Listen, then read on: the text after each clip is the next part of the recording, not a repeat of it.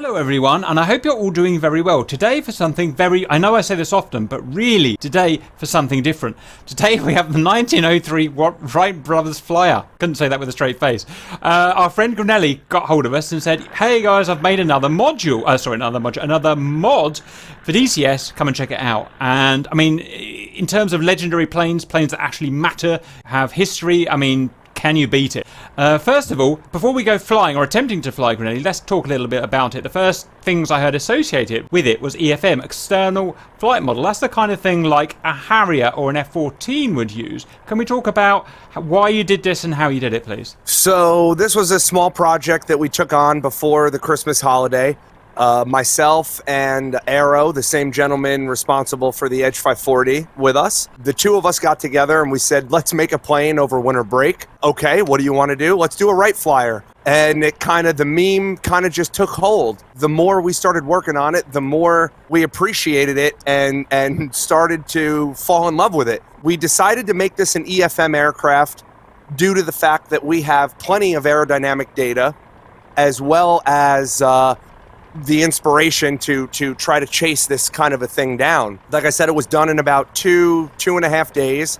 And to our knowledge, this is as accurate a representation as we can give you for what it would have been like to creep around in the 1903 Flyer 1. Isn't it funny how far things have come? This was the peak of technology in 1903. 118 years later, we've modelled it, probably pretty accurately to be fair, in a video game. I just find that really interesting. Really, really good. Okay, well, certainly the 3D model looks awesome. I'm just amazed that it was this, I don't want to say simple, because it's not simple per se, but sparse, I think it's a fair word to say, isn't it? It's only got what it needs. Correct, absolutely. And it barely has what it needs. They came up with some really clever solutions to problems that they discovered along the way. Without going on a tangent, some facts, little tidbits of information to note: the pilot would lay in a cradle, which if you're in first-person view, you can see a little bit behind you. So as you laid in this cradle, in order to turn, you would slide your body left and right along the bottom wing. That would cause cables to warp the wings, which would then cause the air flow over the air surfaces to cause the plane to turn. When doing that with two propellers behind them, they realized that they needed to come up with some way to counteract the adverse yaw, so they came up with this rudder, attached it to the cables so that when they slid left and right, the rudder would automatically trim itself or adjust itself to counter the forces that were being induced that would cause the plane to become, more unstable. Extremely incredible engineering. They were the first to put an aluminum engine in an aircraft for weight, obviously. It was only 12 horsepower. Really pushed the envelope for, just over 100 years ago. Absolutely incredible stuff. The more I look at this, the more smart it actually is. And bear in mind, they've got no kind of data, got nothing to copy. I know there have been various attempts around the time, but they've really got nothing to copy apart from their own ingenuity. And it's interesting how they've got the setup that is actually not that different from, say, an F-15. You've got your wings, which are a traditional wing shape. You've got your vertical stab, which is, a vertical stab shape. And you've got the interesting thing at the front. Is that the equivalent of the front bit? Is that the equivalent of a horizontal stab in the way it works, or is that something completely different?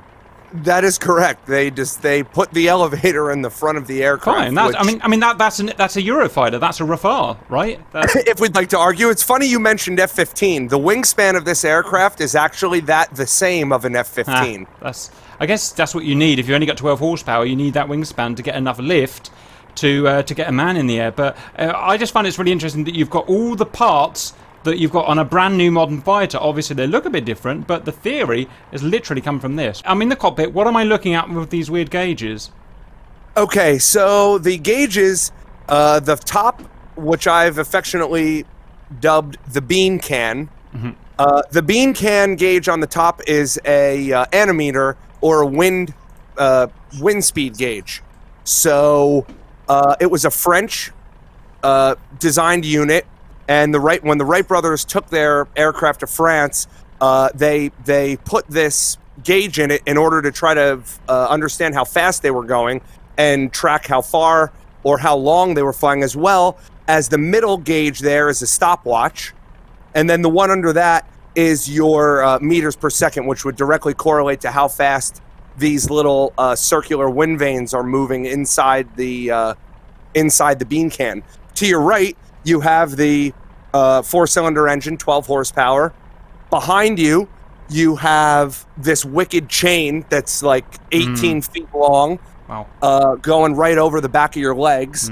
And that connects, obviously, to 2 counter-rotating propellers. What's this handly thing in front? Is that a handle, or isn't The it? handle to your left, would is directly connected to your elevators right. in the front.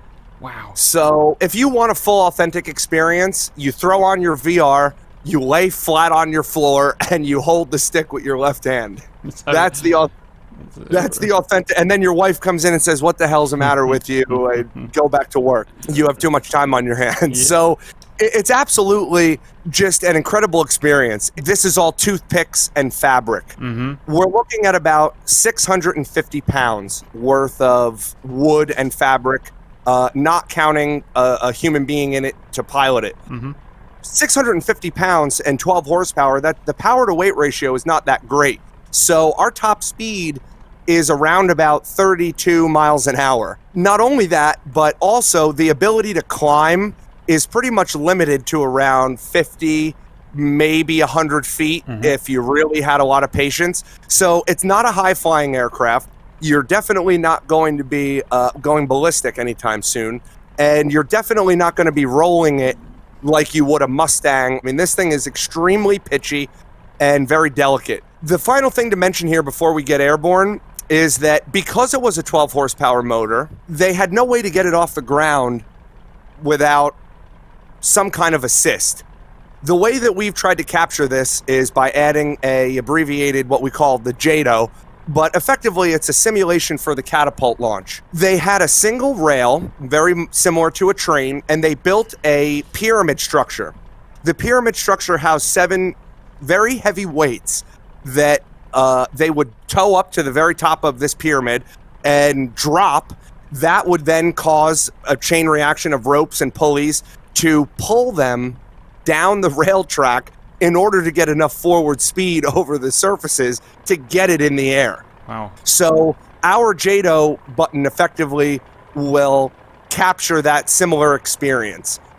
Once you're in the air, you're basically a leaf with an engine on the back. So you have to manage a slight AOA in the entire time you're flying it. If you let it come too far back, you're going to stall it. And if you obviously nose down too much, it's going to overspeed itself and become very twitchy and very difficult to fly. So it might take a minute to feel out the controls and the flight model. Okay, Grinnelli. Well, I'm going to let you catapult yourself off first, and I'm going to watch you. All right, so we're full power. We are full power. We have pressed the JADO button once. Listen to that! Look at him go, valid viewers. He's going. He's going. So we are full power right now. Where did you get that sound effect from? It sounds like a little chainsaw. It's awesome. Yes, I did some work with the sounds. I'm coming, Grinnelli. Don't leave me behind. JATO, go! Oh my god! Oh! Ah! Ah!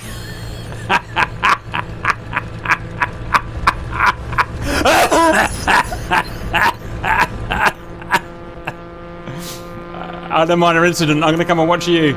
Yeah, that's hard to fly, Grinnelli.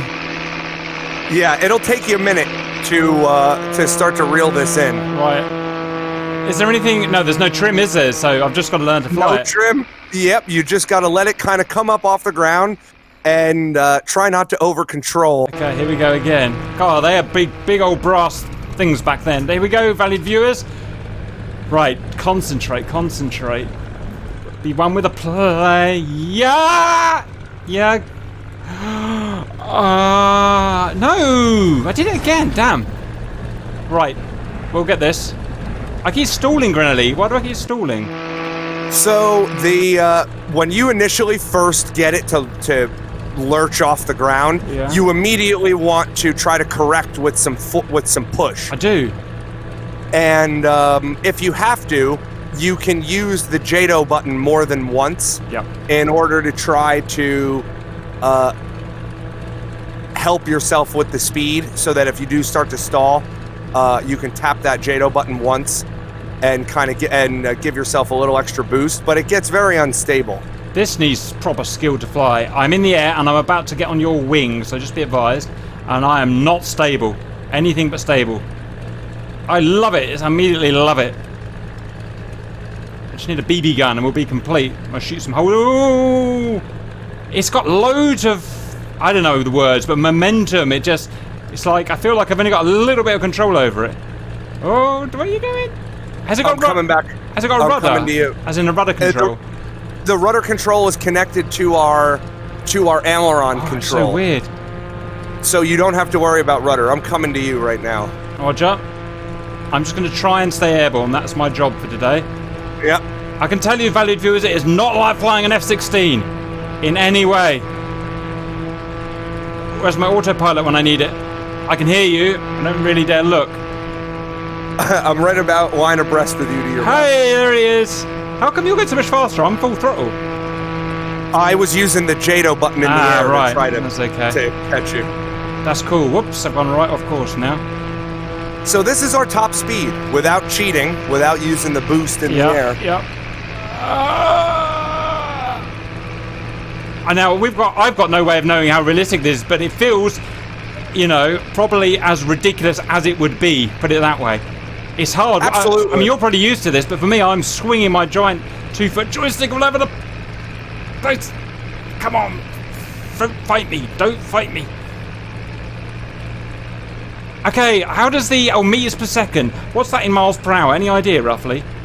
We're about 30 miles an hour right now, full throttle. Yeah, I'm really doing it. I'm doing it. It's hard work, valued viewers. All right, I'm gonna go for a landing, Grinnelli. Watch this space. Any So tips for landing? Try So not to crash. Yeah, just try. Yeah, There if we you go. crash in this, it's pretty rough because you're head first. Yes, so you are. Wow, they must have I would just get low, chop your throttle, and just kind of let it ride in. It will stall itself though. You'll feel that stall. It's absolutely incredible. Yeah. Right, throttle coming down. Come on, straighten. Straighten, you big biatch. Straighten.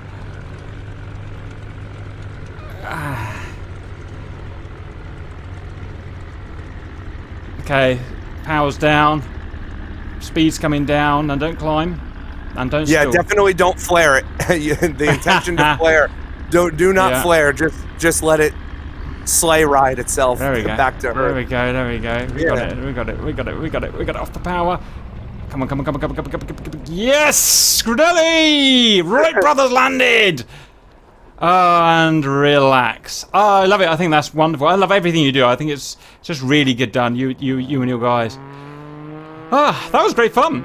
So we insist that people download the Wright Brothers Flyer, which is obviously free. Like, as far as I'm aware, everything Grinnelli does in DCS. Any final thoughts on that? No. We pretty much covered everything that we needed to cover. Lovely. Please find the download link in the video description. Go and do some serious flying, and I'll see you later.